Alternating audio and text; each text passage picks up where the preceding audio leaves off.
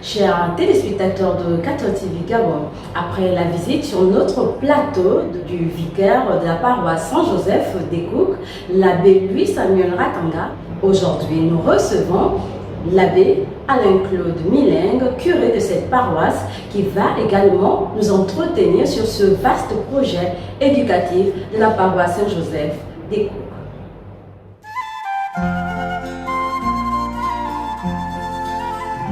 Saint Joseph, écoute ma prière, guide-moi vers lui comme un enfant. Saint Joseph, obtiens-moi sa lumière, pour rester en lui toujours présent. Bienheureux. L'abbé Alain-Claude Milingue, vous êtes curé de la paroisse Saint-Joseph d'Ekouk et mercredi dernier sur ce plateau, nous avons reçu votre vicaire Louis-Samuel Ratanga pour nous parler un peu du projet pastoral de Saint-Joseph. Dans ce projet, on peut citer les activités pastorales, paroissiales, le collège et l'internat. Aujourd'hui, vous êtes sur notre plateau. Que pouvez-vous nous dire? Merci Virginie. Si vous me permettez, je vais introduire mon propos par ce petit mot de ralliement de notre Père archevêque qui nous a appris à dire, lorsqu'il dit nous sommes cathos, on répond 100% cathos. Et je pense que c'est un peu le fil d'Ariane de toute mon intervention, à savoir redorer le blason de l'enseignement catholique. Ce qu'elle a été jadis et ce qu'elle devrait être aujourd'hui. Nous avons beaucoup de défis à relever dans ce sens-là. Et vous êtes sans l'ignorer qu'aujourd'hui, nos établissements catholiques confessionnels connaissent beaucoup de difficultés, surtout sur la question éthique, la question du label catholique. Et ma motivation première, la nôtre également, Père Diacre et moi, c'est de redorer le blason de l'enseignement catholique tout en restant ferme sur les principes catholiques, les principes d'église. Et la spécificité de ma localité, comme vous l'a dit précédemment le Père Diacre, est que nous avons essentiellement des personnes du troisième âge et des tout petits. Donc, ce sont les deux extrêmes. Et qu'est-ce qui se passe en réalité, c'est que toutes les jeunes filles sont montées sur Libreville. Lorsqu'elles font des enfants, elles les renvoient au village. Les grandes-mères sont devenues des mères, ce qui ne devrait pas être le cas. Et ceci est dû en partie au fait que dans toute la localité, partant de Kango jusqu'à, je peux dire, Lambaréné, nous n'avons aucun établissement secondaire. Nous avons une dizaine d'établissements primaires, mais il n'y a pas d'établissement secondaire. Et ce qui se fait, c'est que juste après le CEP, l'entrée en 6e, les jeunes qui ont parfois 10 ans, 11 ans, 12 ans, vont en location. Et en allant en location, parfois les parents n'ont pas tous les moyens nécessaires pour assurer leur survie, leur subsistance matérielle et scolaire. Alors, j'ai été prêtre à Kango et j'ai vu ce qui se passe. Les enfants qui venaient vers moi, Père, j'ai faim, la maison n'est pas payée, le bailleur est en train de me mettre dehors, et je suis obligé d'aller chez le boutiquier pour un morceau de pain, véritablement perdre ma virginité. Je le dis crûment, et c'est la réalité. Nous avons lancé des cris d'alarme au niveau de l'administration. Cela n'a pas bougé d'un trait. Alors nous avons pensé qu'il était temps.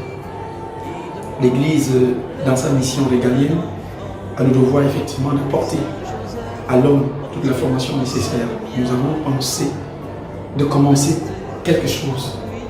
Même si cela semble difficile, les douleurs de l'affrontement, vous êtes une femme, vous le savez. Et c'est comme ça. Donc l'année dernière, nous avons commencé. J'ai commencé par les classes de 6e et 5e uniquement. J'avais un effectif tout simplement de 6 élèves.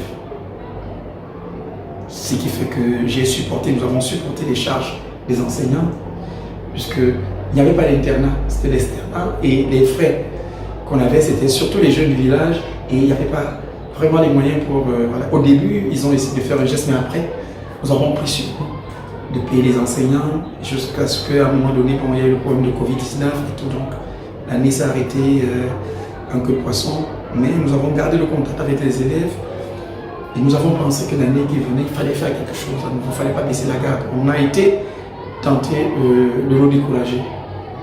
Mais avec l'arrivée du Père Diacre, on se dit, on va relancer. On a décidé donc de lancer cette année, de la 6e au 3e, avec internat. Nous nous sommes dit, on va voir ce que cela va donner. Nous nous sommes un peu pris tard, à cause toujours de la Covid-19, la pandémie que nous vivons actuellement. Donc c'est au mois de novembre, lorsque nous avons eu vraiment l'autorisation du Père Archevêque de lancer le projet, nous avons commencé véritablement. À ce jour, nous avons 12 pensionnaires à l'internat, nous avons 8 élèves externes, nous avons un effectif de 20. Et nous pensons que nous avons devant nous un avenir qui promet. Avec Saint-Joseph qui intercède pour nous, je crois qu'avec les prières de notre Père Archevêque et le soutien de tous les chrétiens, les âmes de bonne volonté, je sais que d'ici quelques années, ECHO sera un point incontournable, une source incontournable de formation, d'éducation dans notre archidiocèse et dans le Gabon. Vous avez bien parlé et on sent que c'est un projet promoteur. Mais quel est l'intérêt pour les parents? Quel serait l'intérêt pour les parents de continuer à vous faire confiance en vous confiant leurs enfants? Merci beaucoup. Et j'ai une expérience douloureuse que j'ai vécue dans un établissement, je ne citerai pas un établissement confessionnel, la place, où un enseignant me disait que dans sa classe, c'est de philosophie, que lorsqu'il commençait son cours, il interdisait aux enfants carrément de réciter le Je vous salue Marie, parce qu'il était une église de réveil. Je peux vous le dire aujourd'hui, nous le vivons dans nos établissements, où nous avons des enseignants qui viennent d'autres obédiences chrétiennes et qui ne permettent pas effectivement à nos enfants de vivre la foi chrétienne catholique. Et la difficulté aujourd'hui, c'est celle-là. C'est vrai, nous recevons nos établissements confessionnels reçoivent de l'État des subventions et payent les enseignants. Et ce qui fait qu'à un moment donné, on peut avoir les mains liées de ne pas pouvoir inculquer, de pouvoir faire passer la dynamique chrétienne catholique qui est la nôtre. Alors je pense que le projet qui est le nôtre, nous voulons rester catho-catho. C'est-à-dire quoi? C'est-à-dire que nous voulons compter d'abord sur la générosité de nos chrétiens, des parents qui payent véritablement la scolarité de leurs élèves pour assurer aux enseignants leur salaire et que nous puissions à ce moment-là faire passer le label catholique. Et nous tenons à cela. Donc pour les parents, je crois que cela est très important. L'expérience que nous avons aujourd'hui avec les 12 que nous avons, les parents nous ont dit, nous ne voulons pas les voir à la maison pour le moment. Mon Père, ils sont les vôtres. Nous vous les confions. Nous suivons, mais nous attendons beaucoup de vous. C'est vrai. C'est des enfants qui ont 15 ans, 16 ans, 17 ans. Je crois qu'ils ont déjà eu une certaine éducation familiale. Il est difficile aujourd'hui de redresser, mais nous avons une éthique chrétienne catholique qui voudrait quand même que, jour après jour, il y a quelque chose qui se fait en nous. Ils mangent avec nous à table, ils partagent le repas avec nous. C'est que la tenue à table, la manière de se comporter, commence par organiser sa chambre, son lit. Il y a tout, c'est-à-dire que c'est l'homme tout entier. Donc, le matin, ils ont la messe avec nous, la prière du matin, donc le bréviaire, ils apprennent la récitation du bréviaire, la prière du bréviaire. Ensuite, nous avons la messe matinale. Après, ils ont les charges. Après, ils vont en classe. À midi, prière. Ensuite, le repas. Après, l'après-midi, ils ont l'étude. Ensuite, les travaux à faire, le travail manuel. Nous avons le délivage. Nous avons le potager. Donc, on les pousse à apprendre à se prendre en charge.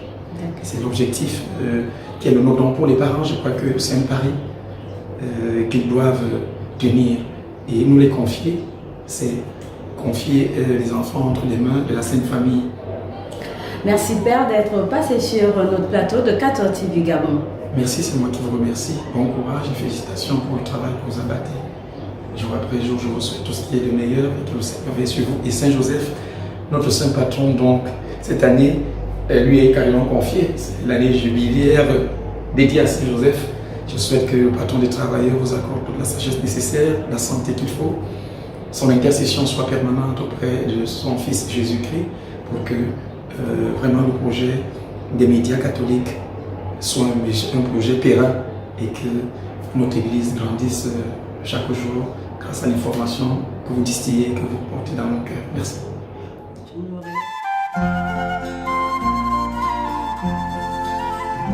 Saint Joseph, écoute ma prière, guide-moi vers lui comme un enfant.